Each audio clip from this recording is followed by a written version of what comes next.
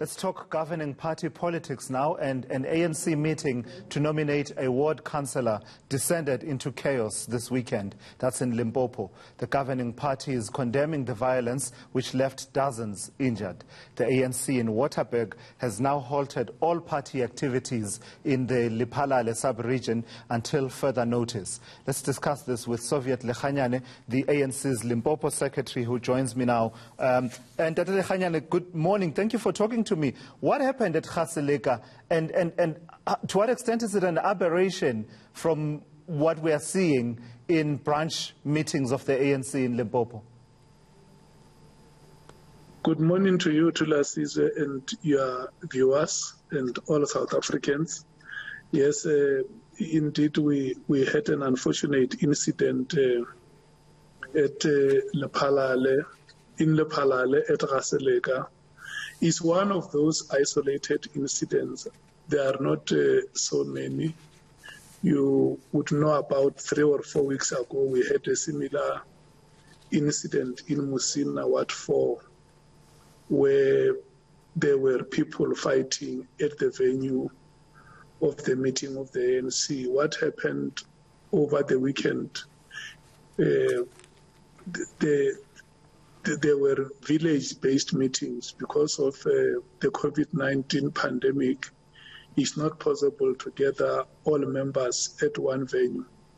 So an arrangement was made that meetings will happen from one village to another until the process was completed. So after the elections were done at the 3rd station, that was when people were shot who were at that meeting. The matter has been reported to the police, and the police have successfully made arrest. We want to commend them for having responded very swiftly, but also to condemn this kind of behavior. When we saw that pandemonium in Musina, we issued an instruction as the leadership of the province to all BECs, branch executive committees, that where incidents like this happen, they must immediately open cases with the police, because some of the people who come to disrupt these meetings do not even have membership of the ANC. And that is basically why we will want this to go down as a criminal behavior, sure, than just acts of indiscipline by members of the African National Congress. But why are people willing to go to meetings with pangas, machetes, and nopkiris and guns, Mr. Lekganyane? What has gone wrong? Is it that the stakes for election as a candidate for a councillor or mayor or one of those positions are that high that people are willing to die and to kill for that, or is it something else?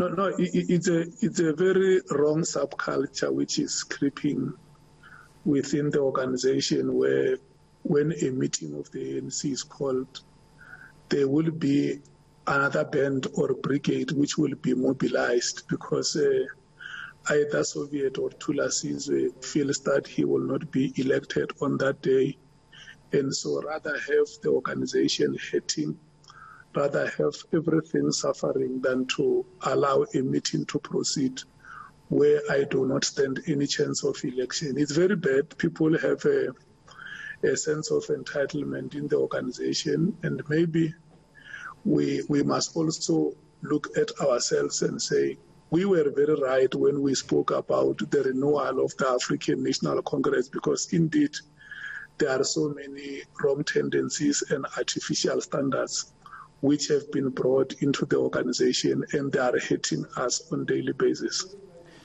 Is the other side of the coin not the fact that organizational processes have been corrupted? There's a long history, and you and I know that organizational processes are corrupted, with the result that perhaps there's a growing sense among some members, not all members, but among some, to not trust organizational processes to reflect the will of the people who are branch members. Look, we have introduced a new membership system where yourself as an individual member, you no longer rely on the leadership of the organization to prove your membership. In the past, what you say could be legitimate because you would have members who complain that their membership forms are missing and they are being denied access to the meeting because somebody says the forms were misplaced in his house or at her car, or they were lost at the regional office. So now the system is electronic. Wherever you are, you can join the ANC and you show us proof of membership. You don't rely on any other person to prove that you are a member of the African National Congress. So such those things would be relevant in the past, but now I think we have gone very big milestones in dealing with manipulation of our meetings. For sure, if you have seen our guidelines, the guidelines now even empower the leadership at branch level to run their own meetings. There will never be any leader coming from the province or from the region trying to impose his or her own standards in the branches of the ANC. They run by themselves. When we go there, it's just to observe that the processes have run very smoothly in accordance with the guidelines. Even in our absence, branches can still proceed with those meetings. So those issues, Tula Sizwe, are in the past, and anybody who wants to raise them as an excuse cannot be justified.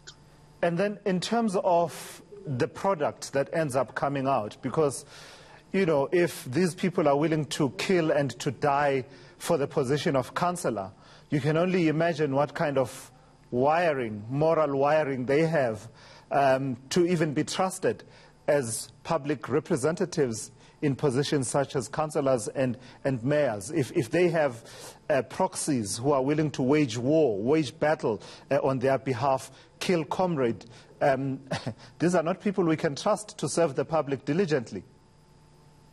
That accounts for the rot that we have in certain quarters of the organization, and for sure, it extends to even those that can conduct themselves properly, but they still go to steal the resources of the state without having fought in a meeting of the ANC. So it's about moral regeneration, it's about the renewal of the organization, it's about reminding our members about the reputation and the prestige of this organization. It has been served by great generations of men and women who were very selfless, who were never rent-seeking, who were never careerists, who were always thinking about the people of the Republic of South Africa and how best they could serve them. And it has become very elusive today